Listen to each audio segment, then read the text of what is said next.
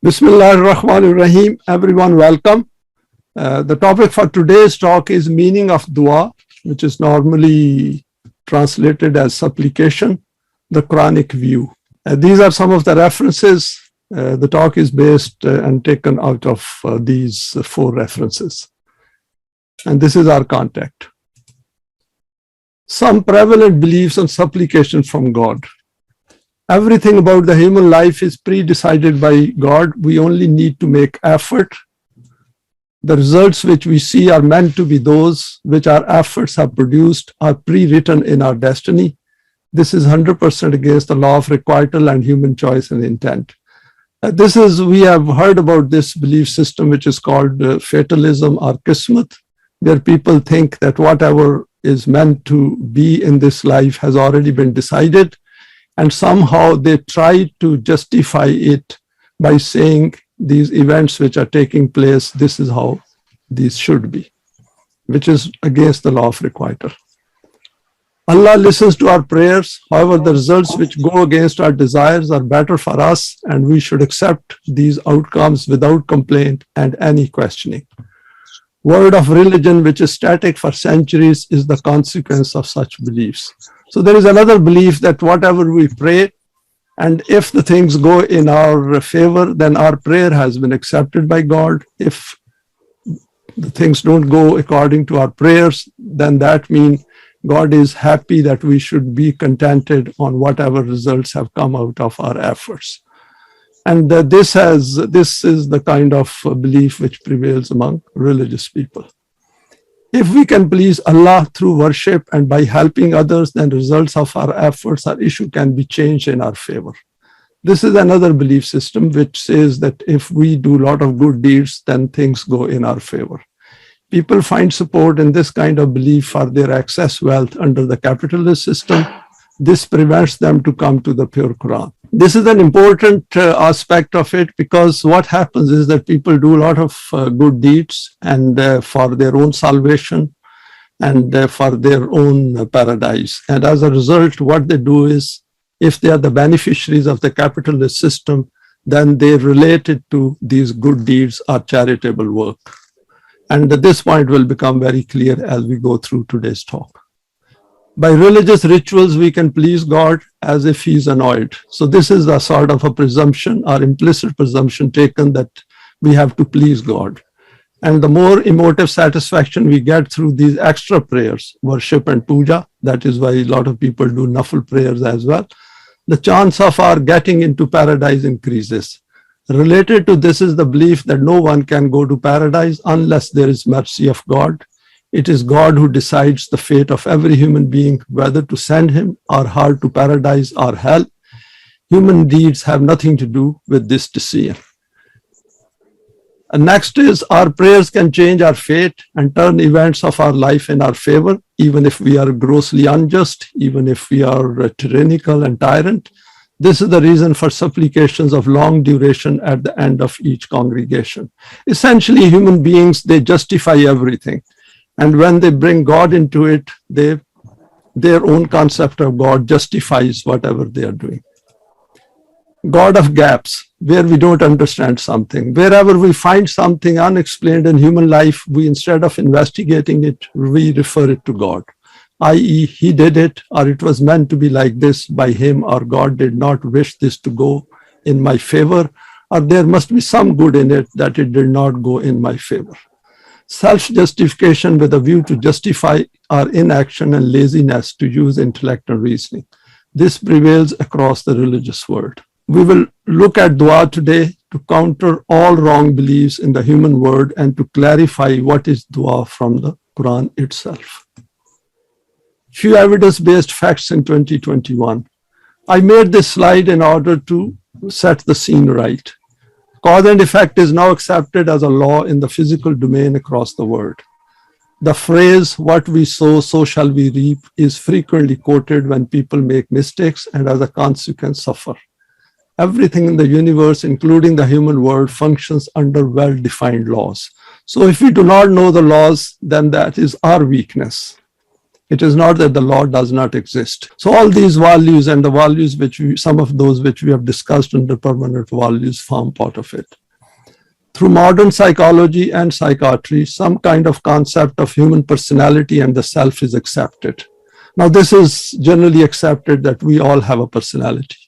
Another term, sense of being, is also used, that whatever we experience at any point in time, that experience defines our sense of being, the sum total of it. It is accepted that the way we live our life does affect our personality. In the religious domain, soul continues to be an accepted term, but it does not change its form, i.e., it is not affected by human experiences. In the West, the ritual of praying to God has more or less disappeared, though as an evolutionary habit, people utter terms such as, God bless you, oh my God. In the religious world, God continues to be the biggest idol of worship. Almost all religious people pray to their God regularly and in most cases also carry out worship. Nowadays, it is generally accepted that human thinking affects our day-to-day living, and a large majority believes that some kind of prayer does change their destiny. They relate their success in the physical domain to their God. We witness that wherever there is a problem or some good in the world, there is always a human hand behind it. The cause for every event in any form, shape, and occurrence can be determined. Indeed, it is a failure of the human intellect if it cannot find the cause of any event in the world. This raises the question of the importance of dua as mentioned in the Quran. What does it mean? Now, I have quoted over here a paragraph from The Human Self and Iblis, and I would like to share it with you. What is dua? The beautiful desire to become mutually harmonious with the ultimate melody of the musical voice of nature. The agitated desire to become one color with the heart enchanting beauties being manifested of the unveiling reality.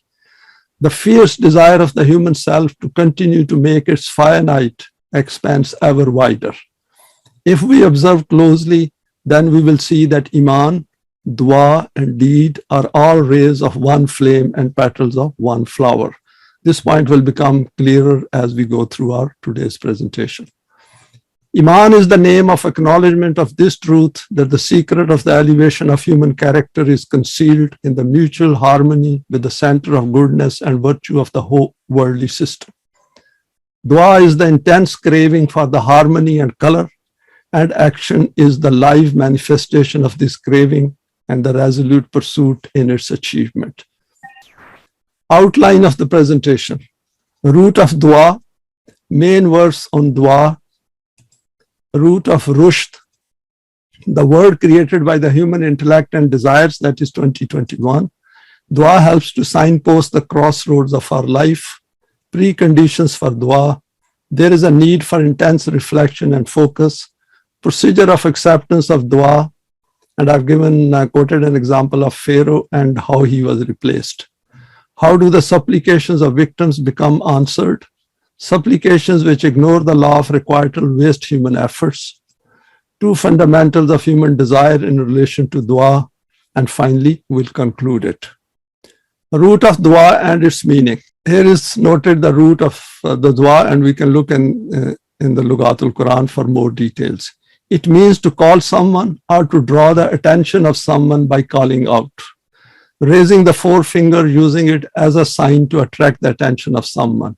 We do it in our life if we want to draw the attention of someone. Ibn Faris says that it means to incline towards oneself through speech or voice.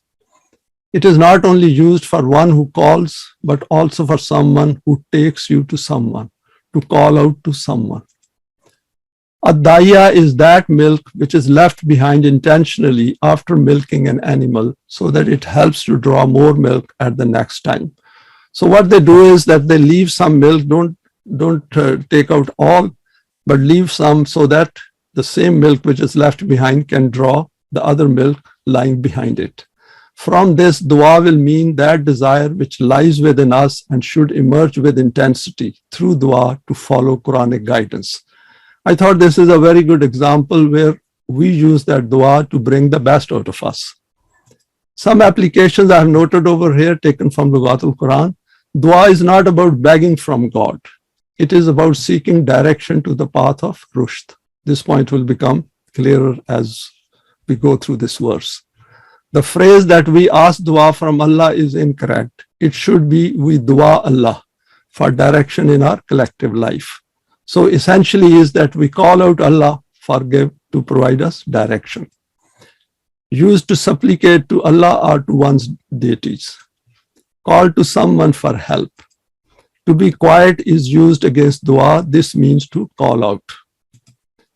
Desire of keeping own intention and action in line with the law of Allah is called dua, and its outcome as its acceptance.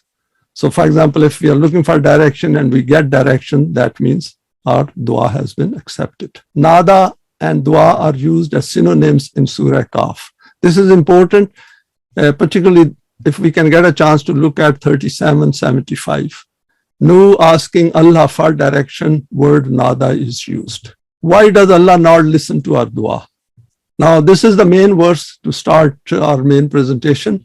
وَإِذَا سَأَلَكَ عِبَادِي أَنِّي فَإِنِّي قَرِيبٌ أُجِيبُ دَعْوَةَ الدَّاعِ إِذَا دَعَانِ فَلْيَسْتَجِيبُوا لِي وَلْيُؤْمِنُوا بِي لَعَلَّهُمْ يَرْشُدُونَ. When my servants ask you concerning me, I am indeed close. I listen to the supplication of every supplicant when he calls on me. Now, this is the second part. Let them also with a will listen to my call and have Eimaan in me, so that they walk on the path of rushd.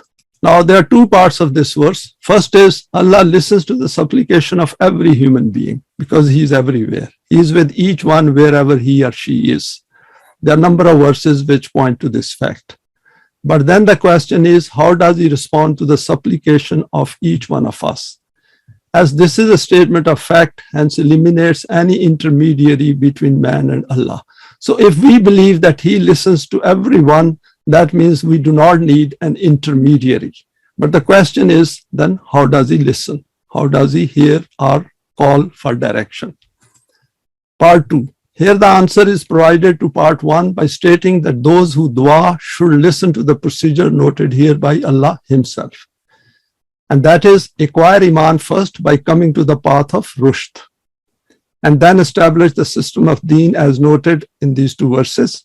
This is how dua provides direction to the path of rushd, i.e. through the Quran. Root of rushd. I've mentioned the root here, the right, the solution of a matter. Ibn Faris says that it means to firmly adopt a path in life. It is used as opposite to wrong path, i.e. the right guidance. The ability to get to the bottom of things or mature intellect.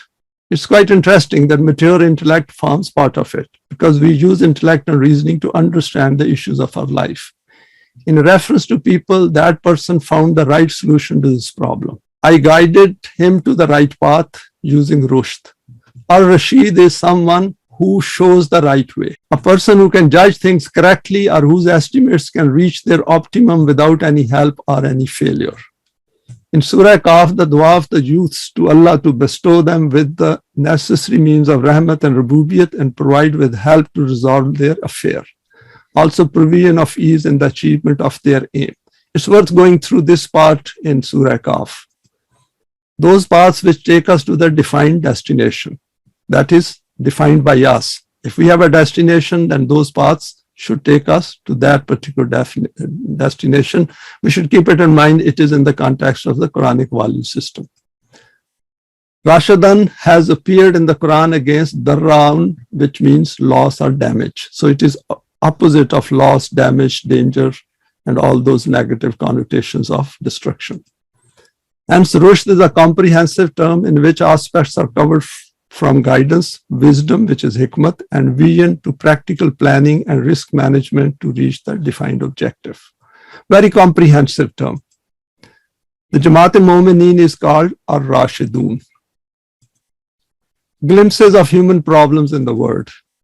Now, I've drawn a schematic here, which is, I thought, to draw our attention because pictures, we learn lessons from pictures very quickly.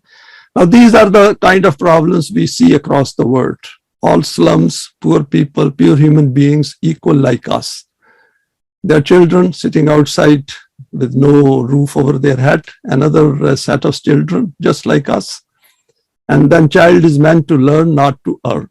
And we are quite familiar with child labor across the world. This is part of information collection process. So all these pictures and similar pictures across the world, they provide information to us. What do we do with that picture? With that information is that we draw lessons out of it and analyze it and see what is the state of the world. Over here, if we see, this is Global Multi-Dimensional Poverty Index from 2018. As an example, I thought to share it with everyone. And we can see that how many millions of people are living according to human-defined criteria for poverty. And there are millions and millions of them, probably they run into billions. And this is knowledge. That is the information which we have over here. Now we have converted it into knowledge, i.e. to analyze information and come to some conclusion. Over here, what I've done is I've written my comments. Rich and powerful talk about climate change. No one talks about the poor and deprived. This includes all Muslim countries with no exception. We can never solve a problem if it has never crossed our mind. Why? Should we dua Allah for providing us guidance? So this is how we approach Allah and ask Him for guidance. And this is an important point which I thought I should share with you. Dua helps signposting our life using the Quran. Now, if there is an unmarked road, crossroad needs direction, i.e., then we need dua. If we already know it, then we don't need dua. Avoid wasting time in our life, i.e., we do not need dua. For example, if we have learned the Quran, we are heading towards the system of deen, then our dua has been accepted. Now, signposted crossroad makes it easier and saves time, provides certainty in life. So the Quran provides certainty to us because we know where we are heading for and how to reach there. So if the crossroads are signposted, then we'll be clearer. If we know our plan, clearly signposted plans in life enhance chances of success. And if you don't know where you are going, any road will get you there. So it is important that path of our lives must be clearly signposted, and we are on that path, which is 100% taking us to our destination. Verses in dua and its preconditions for acceptance. La ikraha fi din qad tabayyana ar-rushdu min al-ghayy faman yakfur bit-taghut wa yu'min billah faqad istamsaka bil-urwat al-wusqa la infisama laha wallahu samiyyun alim. We have shared this verse a number of times before. Let there be no compulsion in deen. Truth stands out clear from error. So the word over here used is rushd. If we know the path of rushd, then we can link it to our opting for deen of Allah. Whoever rejects kufr and has Eimaan in Allah has grasped most trustworthy handhold that never breaks. Next one is وَيَسْتَجِيبُ الَّذِينَ آمَنُوا وَعَمِلُوا الصَّالِحَاتِ وَيُزِيدُهُم مِّن فَضْلِهِ وَالْكَافِرُونَ لَهُمْ عَذَابٌ شَدِيدٌ. Very interesting verse here. And He listens to those who have Eimaan and do salih deeds. So if we want Allah to listen to us, then we have to do Amanu and Amilu Salihate. But the point over here is that we should keep it in mind that Amanu and Amilu Salihate is a means to reach our destination. They are not a means in themselves. So if we think that these are the two ones which will take us to paradise, we should think over it again, because these are the means to take us to the destination, and which is the establishment of the system of deen. وَيُزِيدُهُم مِّن فَضْلِهِ, and if we keep doing it, then our Allah's fadl keeps increasing, and we know about it as well, and gives them increase of His fadl. We have gone through these points a number of times before as well. And those who deny it, who reject it, obviously they have nothing in the hereafter, and ultimately the system established through this replaces that system. Points of interest. When we enter into the domain of deen by making an informed choice based on evidence and our free volition, we reject all that which belongs to Taghut. Taghut is the path of transgression. We see clearly the path of the Quran as the only path which can lead to what we are aiming for. Then we come to this conclusion that this rope of Allah will never break. Using the recipe of Eimaan and Saleh deeds, we witness the fadl of Allah starts to help in leading us to the direction of our aim. We can clearly see the alternative to this path being the path of perdition. Need for intense reflection and reasoning. We know Quran invites us again and again to reflect and to see that what are the issues of life and how can we find the solutions to these problems. إنما يؤمنوا بآياتنا الذين إذا ذكروا بها خروا سجدا وسبحوا بحمد ربهم وهم لا يستكبرون. Only those have Eimaan in our signs who, when they are recited to them, fall down in submission. That is, when the signs come before them, they immediately analyze them and say, these are the ones which we are going to follow, and intensely appreciate holistically the creation of their Rabb, nor are they puffed up with pride. That is, they get rid of their own egocentric thinking. Egocentric thinking is our default position. We have to overcome it, because that is the one which prevents us to come to form a Jamaat Momineen and being part of it. It always tells us, go and follow your own path. So this is important over here, that we look at it very, very carefully and continuously be aware of it. The words over here, Sabbahu bihamdi rabbihim, I have translated it into intensely appreciate holistically the creation of their Rabb, because Sabbahu is with a lot of intensity we require. And of course, we know about Rabb. Tatajafa junubuhum anil mazaje yad'una rabbahum khawfan wa tama'an wa mimma razaqnahum yunfikun. Their limbs do forsake their beds of sleep, the while they call to their Rabb very strong desire for haqq. So over here, Quran has drawn our attention that when we see the problems in the world and we come to the Quran looking for guidance, then our attention towards the Quran should be 100% holistic, very concentrated. That this is something which I was looking for and I have got it, now I'm going to follow it. And of course, it will create initially some fear as well, because it's an uphill task, and also creates hope. And hopelessness should never get anywhere near it, because hopelessness is associated with Iblis. And they make available of the risk bestowed on them. We have gone through this aspect as well, because this forms part of Amal Saleh. Points to note. Just notice the intense emphasis on thinking and profound reflection in the signs, and it is implicit to know about human proclivity towards egocentrism. Their developed inner state reaches a state where they are overwhelmed by their desire, inner drive, and vision to pursue the aim set by Allah for them. So this is what dua does. It creates that desire, and if the desire is already there, it strengthens it and gives them a higher level of drive and vision. Here the Quran has noted the state of fear and hope of the human psyche and linked it to the aspect of self-development. In order to get out of this, the recipe for keeping rizq available for the good of mankind is noted here. This is the reason that the Quran emphasizes on solid deeds. These aspects need further study. How much intense reflection is needed? These are the verses from Surah Al-Imran. We have gone through them before as well, but today's the context is slightly different. الذين يذكرون الله قياما وقعودا وعلى جنوبهم ويتفكرون في خلق السماوات والأرض ربنا ما خلقت هذا باطلا سبحانك فقنا عذاب النار. Those who do dhikr of Allah, standing, sitting, and lying down on their sides, and contemplate the creation of the heavens and the earth, and after contemplation they come to this conclusion: our Rabb, not for batil have you created this.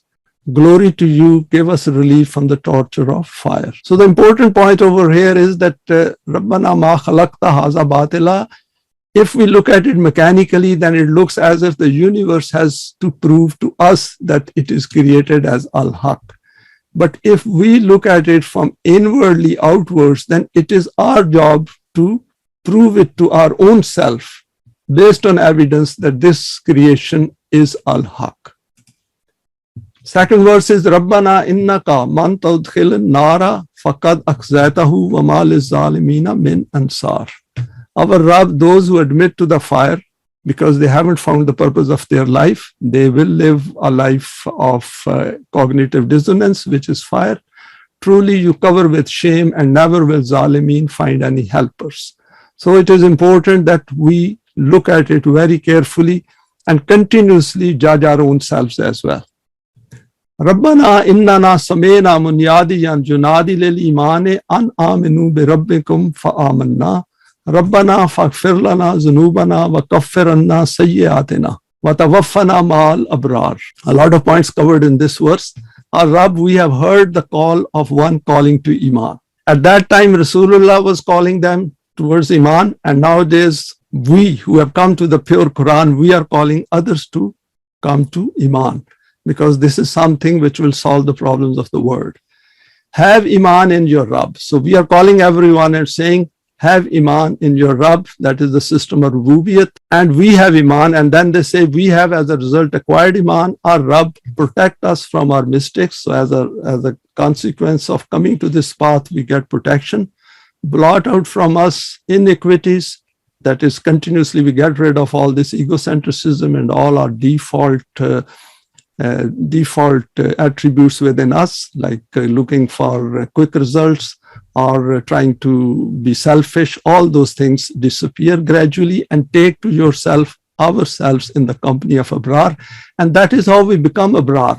If you remember verse of Surah Al-Baqarah 177, it starts with Laisal birra an tawallu wujuhakum qibla al-mashriqi wal-maghrib. So this is that Abrar, that as a result of following the Quran, we become part of all those who are Abrar. In verse 3191, we need to prove to ourselves that the human creation and the creation of the universe is not batil. Batil is the one which does not produce ultimately the right results. That is with, for example, if we do not come to the path of the Quran, then our life will literally end with death, and we will have nothing in the hereafter. I.e., it is haq, and since Allah's deen is haq, hence its establishment will lead to proving this fact. So what we need to do is that if we have any iota of doubt, through our efforts, we need to eliminate that. Because if we are 100% convinced about the path which is defined by the Quran, then we will get the maximum benefit out of this Sirat-e-Mustaqim. Allah has defined the criterion for dua leading to acceptance. Now the next verse is very interesting, because here we get the answer. فَاسْتَجَابَ لَهُمْ رَبُّهُمْ أَنِّي لَا أُضِيُّ عَمَلًا عَامِلٍ مِنْكُمْ مِنْ ذَكَرٍ وَأُنْثَىٰ بَعْضُكُمْ مِنْ بَعْضٍ فَالَّذِينَ هَاجَرُوا وَأُخْرِجُوا مِنْ دِيَارِهِمْ وَأَوْذُوا فِي سَبِيلِي وَقَاتَلُوا وَقُتِلُوا لَا أُكَفِّرَنَّ عَنْهُمْ سَيِّئَاتِهِمْ وَلَا أُدْخِلَنَّهُمْ جَنَّاتٍ تَجْرِي مِنْ تَحْتِهَا الْأَنْهَارُ ثَوَابًا مِنْ عِنْدِ اللَّهِ وَاللَّهُ عِنْدَهُ حُسْنُ الثَّوَابِ. Very powerful verse. There are numerous points covered in this verse. I'll go through some of them in response to the previous verse 194. And their Rabb has accepted of them and answered them. See how Quran has itself explained that how dua is accepted. Never will I waste the work of any one of you, be he male or female. No distinction, equality maintained here. And then Quran did not leave it there. It said, you are members one of another, equality defined. Ba'dukum min ba'din. Absolutely essential part of each other. And that is how the word has to move forward. If we don't recognize it, then we have problems.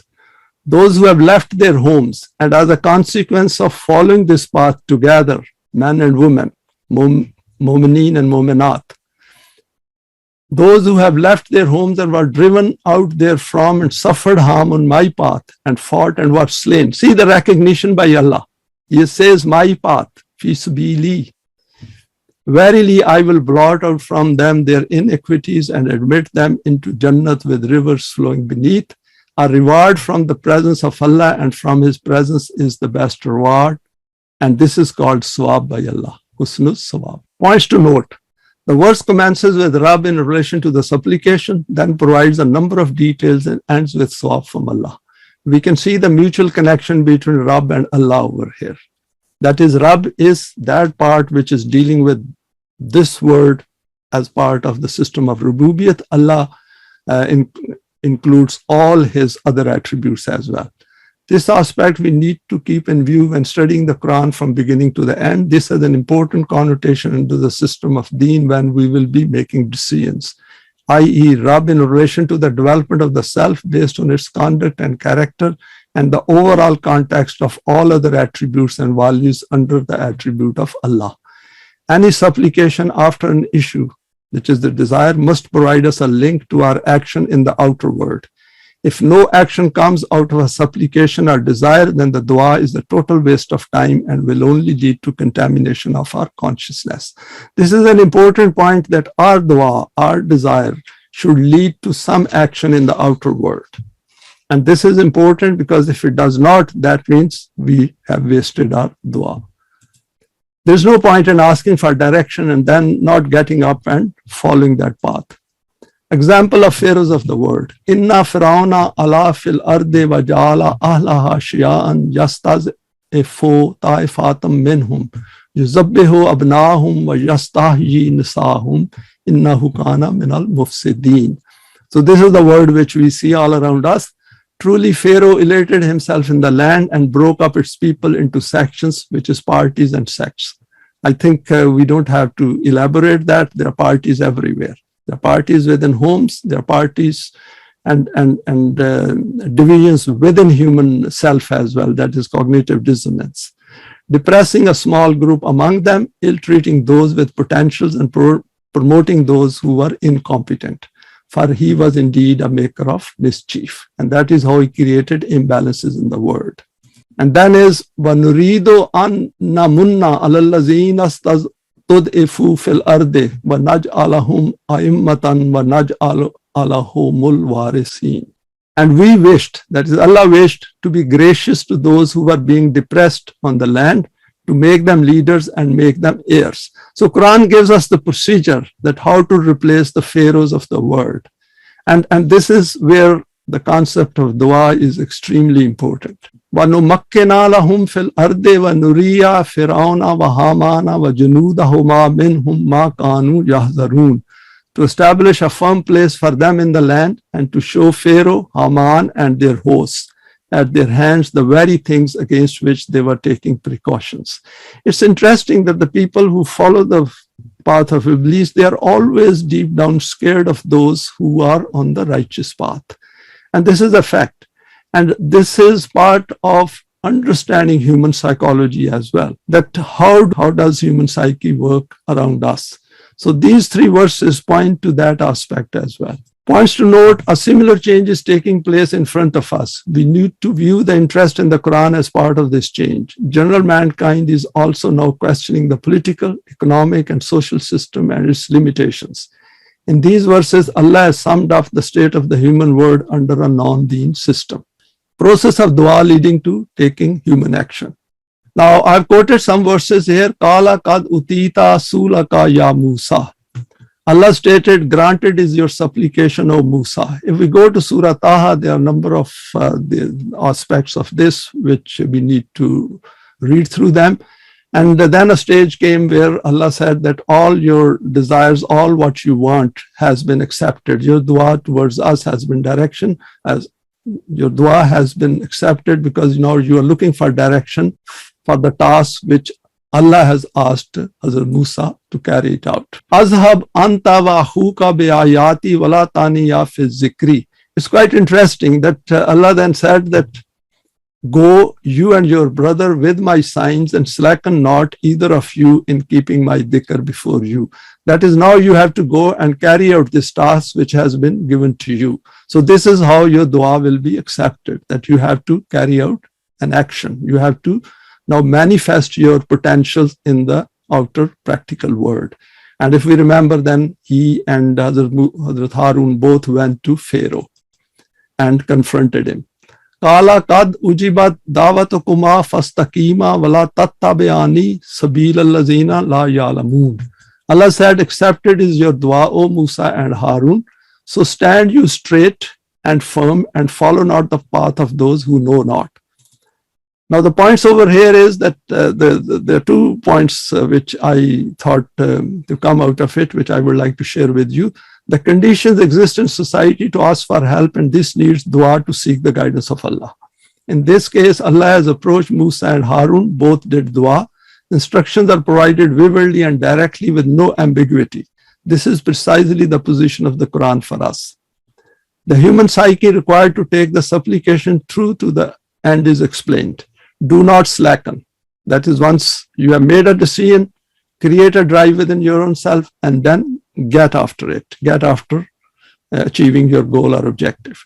Keep your aim in mind firmly established through conviction, i.e. this can be and will be done. Acquire resoluteness and balance through a process based on efforts. There will be ignorant ones met on the way. Do not become inclined towards them. There will be people who will draw our attention and will say, oh, this cannot be done. They will try to weaken our resolve. Do not accept it. And be warned in advance about it. And we should be prepared for it in advance. That is how Quran trains us. Acquisition of knowledge is emphasized about the tasks ahead. Absence of human action leads to dua's ineffectiveness. Lahu dawatul haqqi wallazina yaduna min dunihi la yastajibuna lahum bishay'in illa qabasite kaffayhi ilal ma'i liyabluga fahu wa ma huwa bibalighihi wa ma du'aul kafirina illa fi zilal. Now over here Quran has given an example and illustrated it by saying for him is dua in al-haq. Any others that they call upon besides him, hear them no more than if they were to stretch their hands for water to reach their mouths, but it reaches them not. That if somebody wants to drink water and doesn't go and take the water out of the stream and does not drink it, then the water will never reach him, even if he keeps praying for it, even if he keeps duaing for it. For the dua of those without Eimaan is nothing but futile wandering in the mind. So these are illa fi zilal, means that they are just wasting their time and they do not know in life what exactly they want. All supplications in relation to al-haq are to be directed to him, that is towards Allah. All those supplications which do not meet the Quranic criteria are eliminated here. Any dua which is not in support of haq goes wasted, does not bear any results. When we say these do not bear any results, means we must take into account the life of the hereafter as well. Dua leading to haq must be followed by a plan to act and then must be acted upon. Eimaan is an absolute prerequisite for dua for haq to Allah. Without Eimaan, all supplications are merely hot air and must be viewed in relation to the system of Iblis. We can see all kinds of prayers being said after every prayer every day. And these all are going wasted because Eimaan is not there. Our supplications of victims are answered. We have gone through this verse before as well. وَمَا لَكُمْ لَا تُقَاتِلُونَ فِي سَبِيلِ اللَّهِ وَالْمُسْتَضْعَفِينَ مِنَ الرِّجَالِ وَالنِّسَاءِ وَالْوِلْدَانِ الَّذِينَ يَقُولُونَ رَبَّنَا أَخْرِجْنَا مِنْ هَٰذِهِ الْقَرْيَةِ الظَّالِمِ أَهْلُهَا وَاجْعَل لَّنَا مِن لَّدُنكَ وَلِيًّا وَاجْعَل لَّنَا مِن لَّدُنكَ نَصِيرًا. And why should you not fight in the cause of Allah and of those who being weak are ill-treated, men, women and children, whose cry is, our Rabb, rescue us from this town whose people are oppressors, and raise for us from you one who will protect, and raise for us from you one who will help. Points needing our attention. Allah heard the supplication of those who made dua to Rabb, and see, they did not make this dua to Allah. They did not say Allahumma, they said Rabb. And it's important. If I don't know if we have noticed, if we go through some of the supplications noted in the literature of Ahadith, a lot of these duas start with Allahumma. Obviously, those who concocted all those supplications didn't understand the importance of Rabb from the Quran. And he responded by asking Momineen to do this. Dua is part of the Rububiyyat system. If there are no Momineen, then nothing will happen. And these people will be at the mercy of an Iblisi system. We can see the war-torn and poverty-stricken areas in the world. So we should be very clear on this, that if Jamaat-e-Momineen is not there, then human problems will not get eliminated. And all those who are praying for help from Allah will not get it. In this dua, even those who are doing supplication are not asking Allah to help directly. This is an important point, that they are not asking Allah to help them directly because they understood it. Because they were Momineen. They understand that he has to ask someone from the human world to do this. How did these Momineen understand the mechanism of dua in that era? Very good understanding of the wahi of Allah. So this was the impact of wahi on people in that era. Responding to the supplications of human beings is equivalent to striving in the path of Allah. Saleh deeds need to be carried out with this in mind. So when we are carrying out the Saleh deeds, we should keep it in mind that these Saleh deeds, which we are doing without a state, without having power in the land, are helping us to develop ourselves and to go in that direction. And these deeds alone will not solve the human problems. Now, I've drawn a small schematic over here that what is the modus operandi of dua.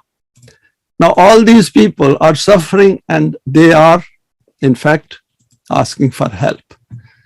They all seek help of God, however, no response is received. And this is the whole world on which we are sharing this presentation. It is going around the sun, and nothing is changing unless we make an effort to change. The world in 2021 is ruled by Iblis, no system of deen anywhere to act on behalf of Allah, so no supplications are responded to.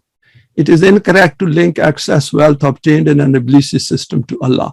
This is one of the worst things which we can do, is that if we are beneficiary of the capitalist system and we start justifying it as if Allah is kind to us and He is doing a fadl to us.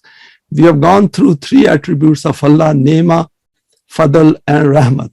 And all those are linked and to be seen in the context of the Quran within the system of deen. Because what happens is then we justify ourselves and we slow down. We do not make enough effort. Our dua must be supported by the Quranic procedure, and we need to get validation from Allah through the Quran. So whatever gets validation from the Quran, pure Quran, without bringing our own egocentric thinking into it, that is haqq. Wrong assumptions do not lead to the system of deen, zero support from Allah. We need to look around closely.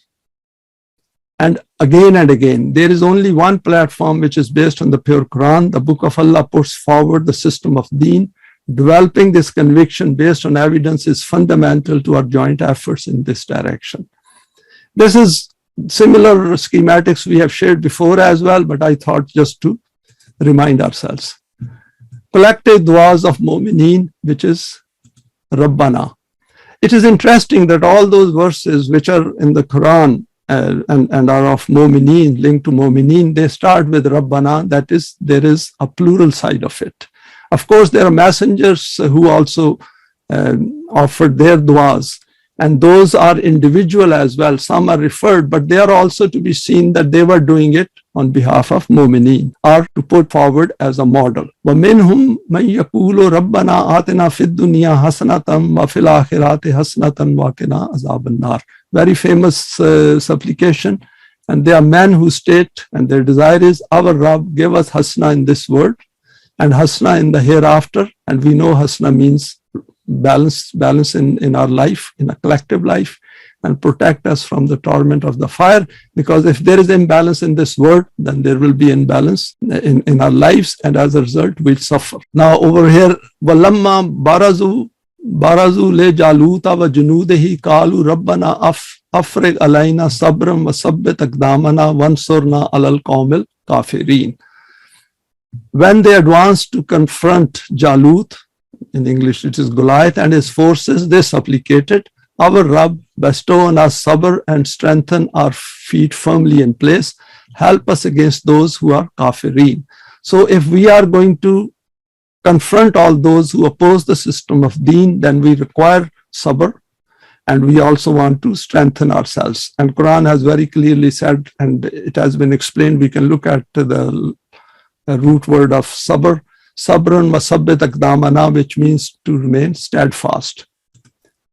Rabbana la tu'akhizna in nasina aw akhtana, Rabbana wa la tahmil alayna isran kama hamaltahu alal lazina min qablina, Rabbana wa la tuhammilna ma la taqata lana bihi, wa'afu anna waghfir lana warhamna anta maulana fansurna alal qawmil kafirin. Our Rabb, do not hold us accountable if we forget or commit an error. So we tell ourselves, because these thoughts appear in our mind and we have to be aware of them. Our Rabb, lay not on us a burden like that which you did lay on those before us. Our Rabb, lay not on us a burden greater than we have strength to bear.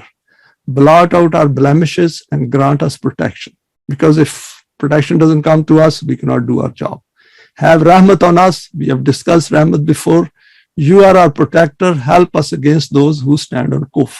So all these things are part of our psychological makeup, which we have to create within ourselves, and only then we'll be able to stand up against those who oppose the system of deen. Note the elements of human psyche referred to in these verses. All verses addressed to Rabb. Verse 286 represents many human thoughts in our daily life when we come to the Quran. These supplications provide education and training in self-development. Some individual supplications are also referred in the Quran by Anbiya, and those are not covered here in this talk. More supplications of Momineen, psyche gets expanded. Rabba'na la tuzigh qulubana ba'da iz hadaytana wa hab lana min ladunka rahmatan innaka antal wahhab. Our Rabb, let not our hearts deviate now after you have guided us, but grant us rahmat from your presence, for you are the granter of bounties without measure. The action is implicit within this dua. وَإِذَا سَمِعُوا مَا أُنزِلَ إِلَى الرَّسُولِ تَرَى أَعْيُنَهُمْ تَفِيضُ مِنَ الدَّمْعِ مِمَّا عَرَفُوا مِنَ الْحَقِّ يَقُولُونَ رَبَّنَا آمَنَّا فَاكْتُبْنَا مَعَ الشَّاهِدِينَ. And when they listen to the revelation received by the messenger, you will see their eyes overflowing with tears, for they recognize al-haq. They pray, our Rabb, we have Eimaan, write us down among shahideen. Dua creates elevated level of conscientiousness. وَإِذَا صُرِفَتْ أَبْصَارُهُمْ تِلْقَاءَ أَصْحَابِ النَّارِ قَالُوا رَبَّنَا لَا تَجْعَلْنَا مَعَ الْقَوْمِ الظَّالِمِينَ. When their eyes shall be turned towards the companions of the fire, they will say, our Rabb, send us not to the company of the Zalimeen. Dua helps to differentiate. That is, we understand the action which is required over here, that we should not become part of those who are Zalimeen. وَالَّذِينَ جَاءُوا مِن بَعْدِهِمْ يَقُولُونَ رَبَّنَا اغْفِرْ لَنَا وَلِإِخْوَانِنَا الَّذِينَ سَبَقُونَا بِالْإِيمَانِ وَلَا تَجْعَلْ فِي قُلُوبِنَا غِلًّا لِلَّذِينَ آمَنُوا رَبَّنَا إِنَّكَ رَءُوفٌ رَحِيمٌ. And those who came after them say, our Rabb, give us protection, and our brothers who came before us into Eimaan, and leave not in our hearts any ghil. Ghil is any negative sentiment which arises within us, that any negative feeling which might arise. This is particularly at an initial stages of Jamaat's formation. Against those who have Eimaan, our Rabb, you are Rauf and Rahim. And recognizing these things is also important, because brain throws out all types of sentiments, emotions, and ideas, and we have to be well aware of them and use Quranic criteria to eliminate them or accept them. And this again is part of change in psyche. What happens with the supplication? There are two aspects of it. For any task to be accomplished, a desire arises in our heart. In the word, the basis of any action is the desire. The stronger the desire, the same degree to which our resolve will be strengthened. So if our desire becomes stronger, then our resolve to achieve that goal will also become stronger. The degree to which our resolve will be strengthened, the same proportion to which we will make an effort to achieve this aim. And we can observe it in our life. There are numerous examples, I'm sure each one of us can quote. From the emergence of desires, there is a change which occurs within our psyche, because it becomes then part of our psyche. Whatever kind of desire it is, the same kind of transformation occurs of our psyche. Due to this psychological change, the angle of view of man changes, and due to this, a transformation takes place in the outer world. Because once we start acting in the outer world, of course, the change will start appearing before us. Two fundamentals in connection with the desire. First point, what kind of desire is it?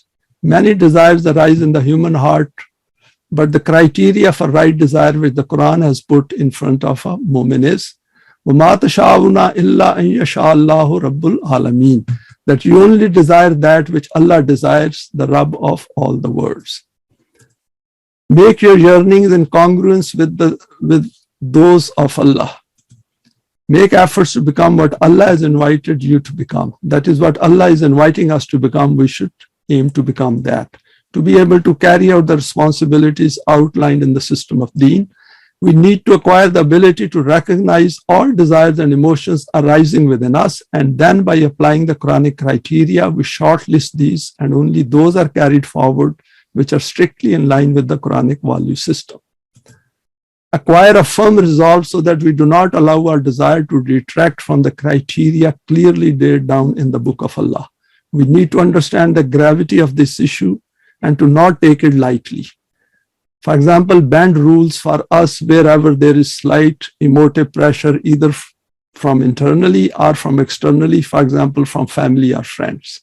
So we should be very well aware of it and develop that resolve to firmly stand against those who try to divert us. Since this is an issue of the human psyche, we need to be aware of our thinking as well. Two fundamentals in connection with the desire. Second point, to keep this desire, this aim, this criterion always in front, the character which the Quran has defined of Momineen is reflective of this reality. It states, Inna lazina qalu rabbuna Allahu summa istaqamu tatanazzalu alayhimul malaikatu alla takhafu wa la tahzanu wa abshiru bil jannati allati kuntum tu'adun. In the case of those who say our Rabb is Allah and further stand straight and firm, the malaika descend on them, fear you not nor grieve, but receive the glad tidings of the garden that which you are promised. We have gone over this verse before as well. The next verse is Nahnu awliyaukum fil hayati dunya wa fil akhirati walakum fiha ma tastahi anfusukum walakum fiha ma tad'un. We are your protectors in this life and in the hereafter. This is what the malaika tell them. That is our inner psychological forces which develop and now are within our psyche. Therein shall you have all that yourselves desire. Therein shall you have all that you ask for. Points to note. Malaika are available in support of Momineen if they remain steadfast after standing the attribute of Rabb of Allah and the consequences that fear and huzn disappears. Start to see things on this path clearly. Human psyche transforms into one which can clearly see the support of Malaika and can see that their desires, which are now fully congruent with the will of Allah, will become fulfilled in relation to this life. They intensely desire deen and it starts to take shape. Supplications which ignore the law of requital waste human time and energy. First verse I have quoted over here is وَخَلَقَ اللَّهُ السَّمَاوَاتِ وَالْأَرْضَ بِالْحَقِّ وَلِتُجْزَى كُلُّ نَفْسٍ بِمَا كَسَبَتْ وَهُمْ لَا يُظْلَمُونَ.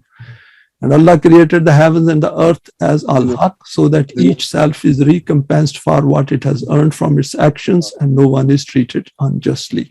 Important point over here is kasabat.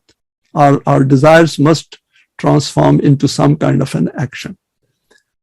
وَاتَّقُوا يَوْمًا لَا تَجْزِي نَفْسٌ عَنْ نَفْسٍ شَيْئًا وَلَا يُقْبَلُ مِنْهَا شُفَاعَةٌ وَلَا يُؤْخَذُ مِنْهَا عَدْلٌ وَلَا هُمْ يُنصَرُونَ. Then be muttaqi about a day when one self shall not avail another, nor shall intercession be accepted for it, nor shall compensation be taken from it, nor shall anyone be helped. This is important that it should be kept in mind that our individual unity and integrity will always remain there. So we are never going to come back to this life, and whatever we do, we are accountable for that. أولئك الذين كفروا بآيات ربهم ولقائه فهبطت أعمالهم فلا نقيم لهم يوم القيامة وزنا. They are those who do kufr of the signs of their Rabb and the fact of having to meet him. Vain will be their works, nor shall we on the day of the results of deeds give them any weight. Nothing to weigh, because there will be nothing over there. If those deeds, that self does not meet the criteria laid down by the Quran, then they have literally wasted their whole life. Point to note, the law of requital eliminates any interference in human affairs from outside. It is just not possible because it is related to our inner self. So no supplication can affect any outcome according to the law of requital, and this is evidence-based. Let us be very clear. The Quran is the book for mankind as their own dhikr and hence needs to be viewed in that context. All du'as are related to Rabb's attribute, hence are connected to the self's development from the beginning to the end as far as this life is concerned. These du'as are meant to inform us that we need to desire these aspects and then make an effort to achieve these as an individual first and then as part of the system of deen. It's an important point that all those supplications are mentioned in the Quran. We should look at it that what is in it for me? What is in it for us as Momineen? That is the important point or conclusion we should take from today's talk. All Amal Saleh provide information and education about the state of the society and world in which we live, and then provide training for the establishment of the system of deen. Only those deeds are saleh which we do after acquiring Eimaan as outlined in the Quran. When we wish to make a dua, we need to be clear how we are going to achieve what we are desiring from Allah.